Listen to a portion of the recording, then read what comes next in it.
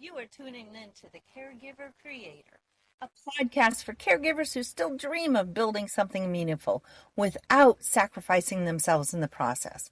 Whether you're a mom balancing kids, supporting a loved one with special needs, or caring for an aging parent, this show is for you. Join me for honest conversations, personal lessons, and practical guidance on creating from where you are. We'll talk about turning passions into purpose, finding clarity in the chaos, and building with intention so you can grow both as a caregiver and a creator at your own pace. My name is Debbie. I'm your host, and I am excited that you're here. Now let's get started. Hey, welcome back. I am so glad you are here. First, oh my gosh, I know time has passed since my last episode, but life is busy. Being a caregiver life is busy. We've had 2 vacations and oh my gosh, this crazy amount of appointments. But I have something really good for you today. So let me ask you, do you struggle with balancing out your priorities between your business and your responsibilities? Being a caregiver means that I have to be very careful with this. And some people might say, well, that's easy to figure out. Obviously, who you're caring for is your primary responsibility. That is true. But you also have responsibilities to yourself, to your dreams, and to your business. So, one of the things that I struggled with years ago was trying to cram everything into just a few hours while my son was at school or at his day program. So instead, now I plan it out, I map it out. And what I need to do and what I'm struggling with, and having a system in place so that it works for me and the time that I have allotted. Cramming things into a couple hours did not work, and it won't work for you either. So I got a couple of tips that I want to share with you today that I shared, a long time ago, but they make more sense now. They make more sense to me now. And I didn't realize it when I wrote these tips out years ago, how much they really did work until I started practicing what I preached. So now I'm sharing them with you. So the first thing is, when life gets crazy busy, you tend to push aside big projects or those business building things that you need your entire focus on because your responsibilities are taking over. And then when you have those quiet slots of time, this is the time that you need to be focusing on that, right? But you have to decide what is most important. One of the things I started doing recently were brain dumps. Dumping out and prioritizing what I need to do instead of trying to squeeze them all out in this short amount of time. And then if you still have time, you finish something and move on to the next. Balance is golden, and during some months, neither you nor your family or your business should suffer, right? So when summertime, maybe your kiddos are home from school, or you have family coming in, vacations like I just had, and things are constantly running in circles, right? And during these times, we can really put mileage on mom taxis and just our clocks. So let's take a moment and think about this. How can we better utilize this time to grow our businesses when it's already so busy, right? Now, your business might be art, it might be writing, it might be something else. But regardless, it's a dream and a passion that you're working on. So when you are in the scope of the situation, like example, I was just at this conference, right? I was collecting information for myself, for my son, for my mother-in-law, who I care for. So I was there to collect information, but also I was sprinkling that pixie dust everywhere I went. And what I mean by that was I was dropping little nuggets. This is who I am. I just wrote a book, and promoting myself when I could. When you are out and about in places like that, it's a good time to scope out new potentials, new networking opportunities, right? So at this conference, this was a disability conference, but I was able to connect with a writer and we had a great conversation. And now I'm connecting with her online, right? So I used something personal and something that was a responsibility of mine, right? But at the same time, I was able to sprinkle that pixie dust and get something out of it. And then I seen all these people at this conference, and maybe you're at a playground with your kids, or maybe you're camping or on a vacation, whatever. You look around and you look at these people and you ask, who can I help, right? Who do I see that I can talk to and strike up a conversation with? Who would benefit from what I'm offering? Striking up new conversations is hard for people like myself if you're an introvert, but it works. Even with a cashier at a store, striking up new conversations is so essential when we're limited on time because those conversations can be finished later.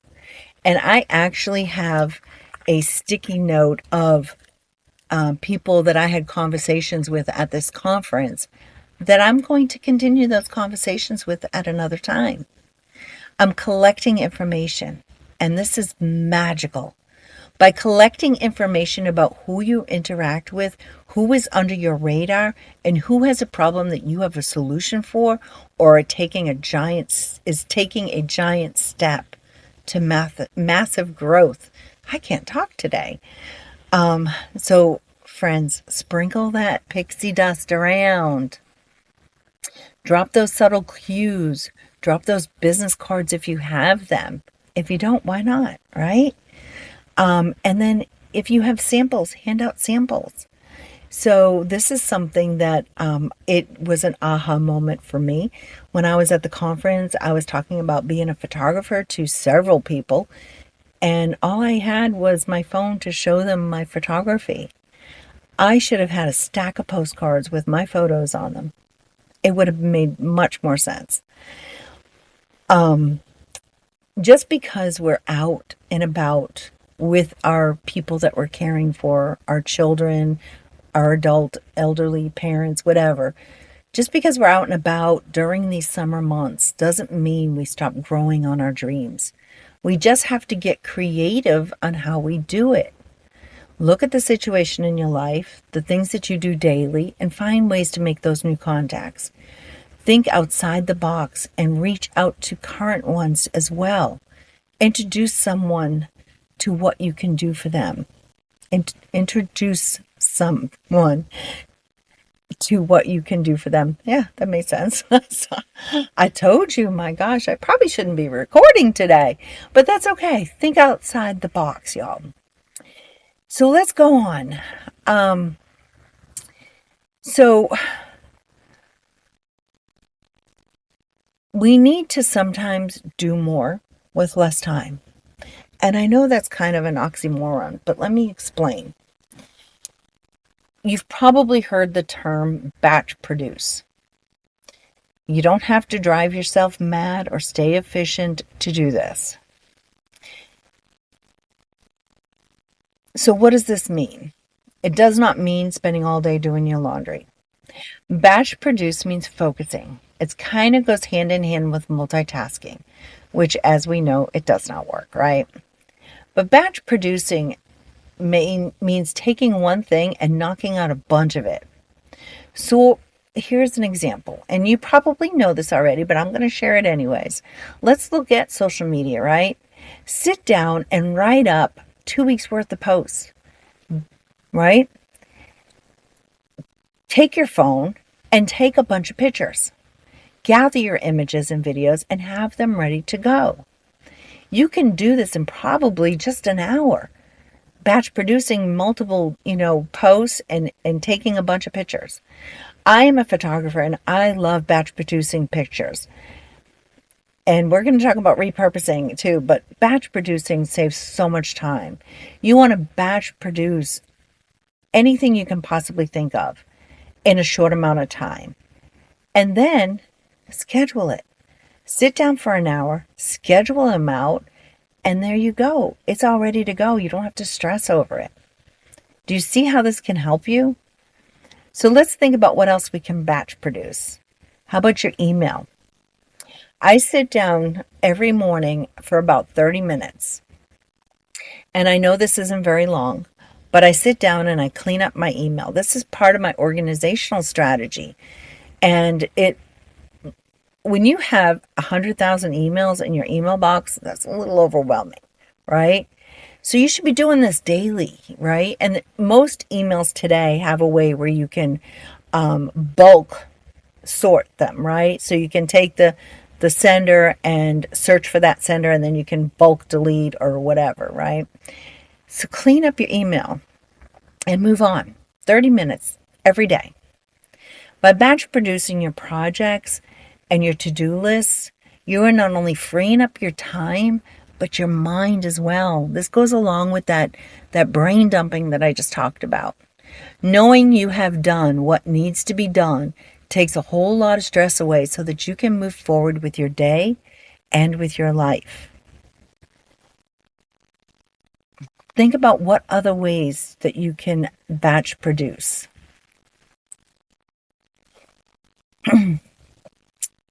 So here's another one. Take time for you. Yes, I'm throwing this in here because it's so important. Taking your time for yourself is going to help you with focus and stamina when it comes to your business. This can be just relaxing, maybe exercise, gardening, go for a walk, or even just a day of pampering can make a difference in how productive you are with your business.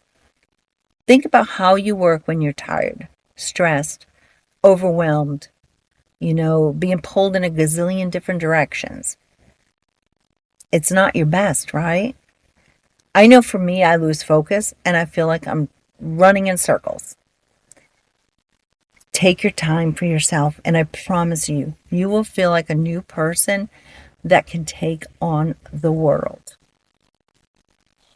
And last but not least, you have to love what you do and everything else will fall into place. I hope some of this has added some insight and given you some hope into seeing that being a creator and a caregiver at the same time is amazing, and it doesn't have to be overwhelming. So the last thing I want to talk about is how we feel about our journey as a creator, as a caregiver. And this, how we feel, can trickle down into our family. So if you're doing something that's causing a lot of stress or making you feel unhappy, think about how this is affecting you in other areas of your life. Stress and other negative feelings can leave us drained with nothing left for our families. It takes a toll on our coping skills that every caregiver needs daily. When we're happy, it becomes contagious in all areas of our life. It's like a snowball effect. You will walk around the house with a smile and a pep in your step every single day. You are able to cope better with life stressors because there's no added stress from your work. Trust me, your family will thank you. When you are doing what you love and what makes you happy, everything else will fall into place. Early on in my entrepreneurial years, I tried everything. And I got involved in some things that I didn't feel comfortable in. They weren't making me happy. I was there because I thought I could make money. And guess what happened? I got stressed out. And that stress trickled down into my family. When I started doing things I was passionate about, things that made me happy, guess what? My family is grateful because my happiness is in the house. My smiles are always in the house. Guys, there's so many possibilities on how we can be creators and caregivers at the same time. And maybe you have figured it out. If so, drop some comments. Give me some tips. Show me what works for you. Tell me one of your best tips. Because you know what? One of the things that I just shared recently was we don't know everything. We learn from others. Nobody knows everything. There's always room to grow, always room to learn. And I tell people this all the time, to never stop learning. And if you didn't read my last article on Substack, go read it. Because, oh, actually, no, it's a blog post. I'm sorry. My last blog post. Go read it. Because we never, ever stop learning. The blog post is called Always Be Willing to Learn, Room for Growth, Stay Teachable as a Caregiver and a Creator. So if you have an amazing tip that has worked for you, drop it below. We're all in this together. We want to be successful as creators, but we also want to be the best caregivers that we can be, whether we're raising children, whether we have a special needs child, or whether we're caring for aging parents. Regardless of your situation, you can do both, but you have to be smart about it so that you don't lose yourself in the process. Guys, my name is Debbie. I am so glad you're here. I am the founder of Caregiver to Creator. You can find me on social media. You can find me on Substack, where I do a lot of my writing.